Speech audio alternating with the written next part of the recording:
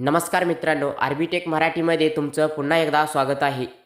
शेतकरी मित्रांनो, शेतीमध्ये आयुष्यभर कष्ट केल्यानंतर वृद्धापकाळात अनेकदा आर्थिक अडचणीचा सामना करावा लागतो. वय वाढल्यावर शेतात काम करणं कठीण होतं आणि औषधोपचाराचा खर्चही वाढतो. ह्याच गोष्टीचा विचार करून केंद्र सरकारने शेतकऱ्यांसाठी प्रधानमंत्री किसान मानधन योजना सुरू केली आहे. या योजनेअंतर्गत शेतकऱ्यांना वयाची 60 वर्ष पूर्ण झाल्यावर दरमहा 3,000 रुपये पेन्शन मिळते. ही योजना काय आहे, कोणाला लाभ मिळेल आणि ही अर्ज कसा करायचा ह्याच्याबद्दलची संपूर्ण माहिती आजच्या व्हिडिओमध्ये आपण पाहणार आहोत.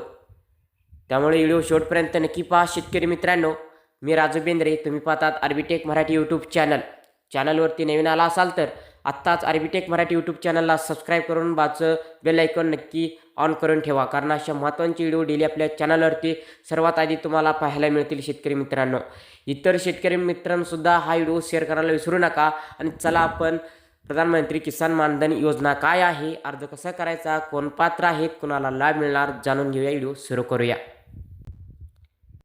मित्रांनो, ह्या योजनेचा मुख्य उद्देश आहे अल्पभूधारक शेतकऱ्यांना उतारा वयात आर्थिक सुरक्षा देणे. वर्षाला एकूण 36,000 रुपये थेट बँक खात्यात जमा होतात. ह्यामुळे वृद्ध शेतकऱ्यांना स्वतःच्या दैनंदिन खर्च आणि औषधोपचारासाठी कोणावरही अवलंबून राहावे लागणार नाही. ह्या प्रधानमंत्री मानधन योजनेमुळे प्रीमियम आणि सरकारची मदत. आता सर्वात महत्त्वाचं म्हणजे ह्यात तुम्हाला किती पैसे भरावे लागतात ते आपण पाहूया.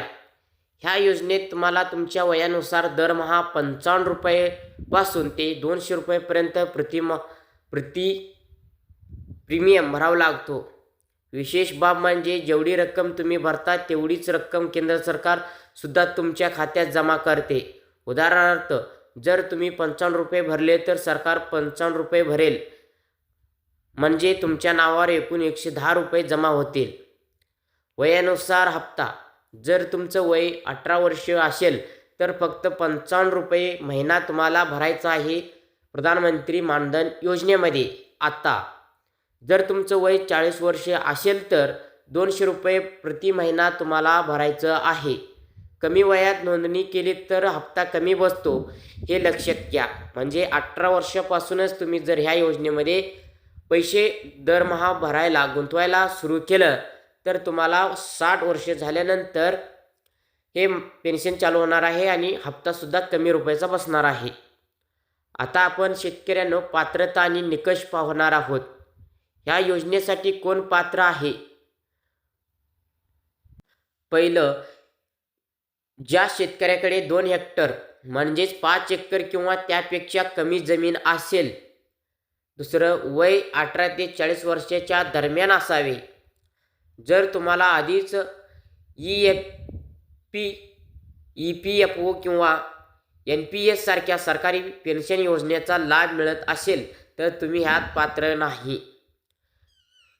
EPFO किंवा NPS जे संजय गांधी निराधार अनुदान योजना असेल, श्रावणबाळ सेवा राज्य निवृत्तीवेतन असेल किंवा इतर कोणतेही सरकारी पेन्शन तुम्हाला येत असेल तर ह्या योजनेमध्ये तुम्हाला लाभ घेता येणार नाही. तुमच्याकडं 5 एकर किंवा 5 एकरच्या आत जमीन तुमच्याकडे असावे आणि तुमचं वय 18 ते 40 दरम्यान असावे, तरच तुम्हाला ह्या योजनेमधून लाभ घेता येणार आहे. ह्या योजनेसाठी तुम्हाला आता अर्ज करण्यासाठी कोणकोणते कागदपत्रे लागणार आहेत आपण पाहूया. पहिलं कागदपत्र आहे आधार कार्ड. दुसरं कागदपत्र आहे बँक पासबुक, आधारला लिंक असलेला म्हणजे DBT लिंक असलेला. त्याच्यानंतर तिसरं आहे 7/12 आणि 8 उतारा. आणि चौथा आहे मोबाईल नंबर. हे तुमच्याकडे 4 डॉक्युमेंट्स लागणार आहेत अर्ज करताना. आता अर्ज कसा करावा? नोंदणी करण्याची प्रक्रिया अत्यंत सोपी आहे.